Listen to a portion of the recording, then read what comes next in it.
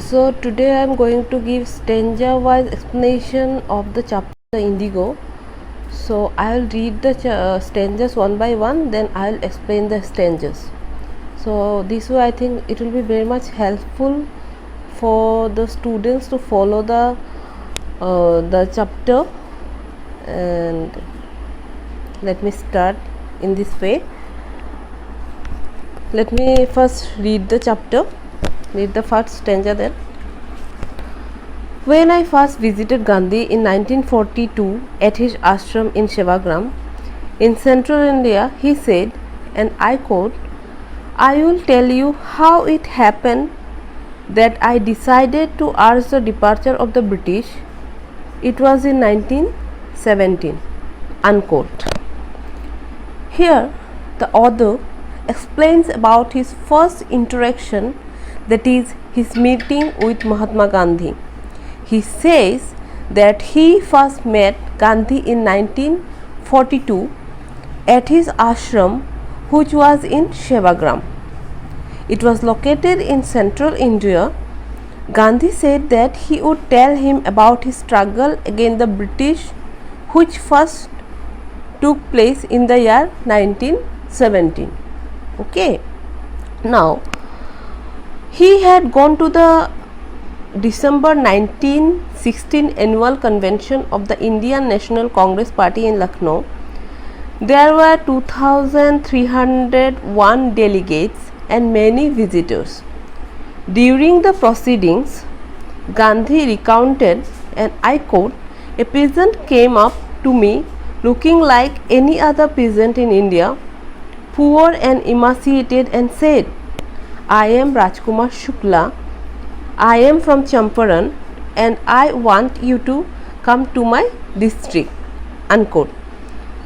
Gandhi had never heard of the place. It was in the foothills of the towering Himalayas near the kingdom of Nepal. He says that in the month of December in the year 1916, Mahatma Gandhi went to attend the annual meeting of the National Congress at Lucknow. There were about 2,301 delegates, representatives and visitors.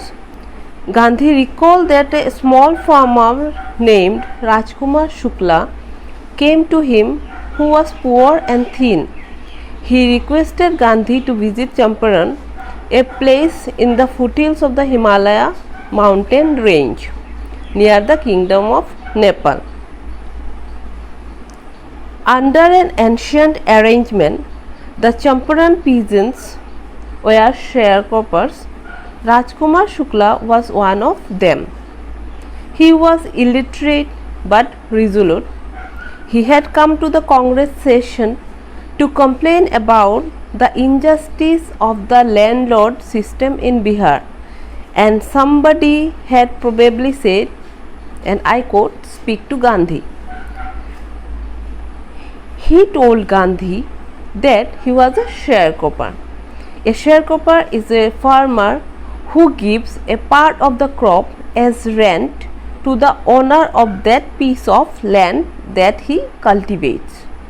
He told him that because of an old agreement, many of the peasants in the Champaran were sharecroppers. He had come to meet Gandhi on someone's suggestion, as he was determined to find a solution for the sharecroppers who were facing hardships due to this agreement. He sought Gandhiji's help. Now, Gandhi told Shukla he had an appointment in Kanpur, and that was Kanpur. Now that very city is called Kanpur, and was also committed to go to other parts of India. Shukla accompanied him everywhere. Then Gandhi returned to his ashram near Ahmedabad. Shukla followed him to the ashram for weeks. He never left Gandhi's side, and I quote, "Fix a date," he begged. After hearing his problem, Gandhiji told him that he had to visit Kanpur and some other parts of India due to prior appointments. Shukla went with him everywhere. After this, Gandhi returned to his ashram near Ahmedabad. Shukla was always there with him for several weeks, begging him to fix a date to visit Champaran. Impressed by the sharecropper's tenacity and story, Gandhi said, and I quote, "I have to be in Calcutta on such and such a date. Come and meet me and take me from there." Months passed. Shukla was sitting on his haunches at the appointed spot in Calcutta when Gandhi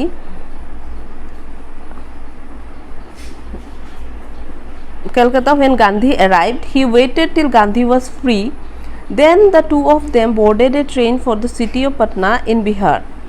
There Shukla led him to the house of a lawyer named Rajendra Prasad, who later became the president of the Congress party and of India. Rajendra Prasad was out of town, but the servants knew Shukla as a poor yeoman who pestered their master to help the indigo sharecroppers.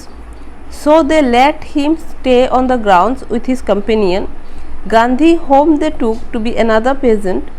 But Gandhi was not permitted to draw water from the well, lest some drops from his bucket pollute the entire source. How did they know he was not an untouchable? As Gandhi was impressed with the determination of the peasant, he said that he would be visiting Kolkata after a few months and that Shukla should meet him there. On the day that had been fixed, Shukla was eagerly waiting for Gandhiji. When Gandhi got free, they both took a train to Patna. Then they went to the house of a lawyer, Rajendra Prasad, who later became the president of India. When they reached there, he was not at home, but the servants allowed both of them to stay at the grounds because they knew Shukla. They all knew him because Shukla used to assist their master in helping indigo sharecroppers. They did not allow Gandhi to draw water from their well, as they took him to be an untouchable and did not want to pollute the entire water source. Now, Gandhi decided to go first to Muzaffarpur, which was en route to Champaran, to obtain a more complete information about conditions than Shukla was capable of imparting. He accordingly sent a telegram to Professor J.B. Kripalani of the Arts College in Muzaffarpur, whom he had seen at Tagore's Shantiniketan school. The train arrived at midnight, 15 April 1917. Kripalani was waiting at the station with a large body of students. Gandhi stayed there for 2 days in the home of Professor Malkani, a teacher in the government school. As Shukla was not able to provide Gandhi with adequate information, therefore he decided to go to Muzaffarpur, which was on the way to Champaran, to obtain the complete information.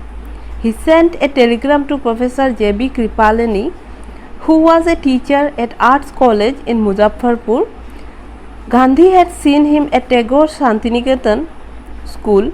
Gandhi took a train to Muzaffarpur that arrived at midnight on 15 April 1917. Kripalani was already waiting there with his students. Gandhi stayed there for 2 days at Professor Malkani's home, who was a teacher in a government school. Now I quote, "It was an extraordinary thing in those days," unquote. Gandhi commented, quote, "for a government professor to harbor a man like me," unquote. In smaller localities, the Indians were afraid to show sympathy for advocate of Home Rule. The news of Gandhi's advent and of the nature of his mission spread quickly through Muzaffarpur and to Champaran. Sharecroppers from Champaran began arriving on foot and by convenience to see their champion. Muzaffarpur lawyers called on Gandhi to brief him.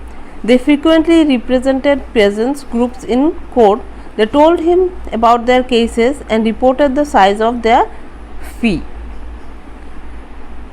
According to Gandhi, it was a remarkable thing that a government professor was entertaining him because in those days people in small localities were afraid of supporting those who supported home rule.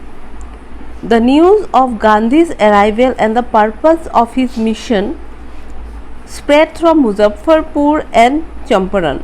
Very fast, sharecroppers started to visit him. Muzaffarpur lawyers informed Gandhi about the whole situation as they represented various peasants in the court. They explained to him about their cases and the fee that they charged them.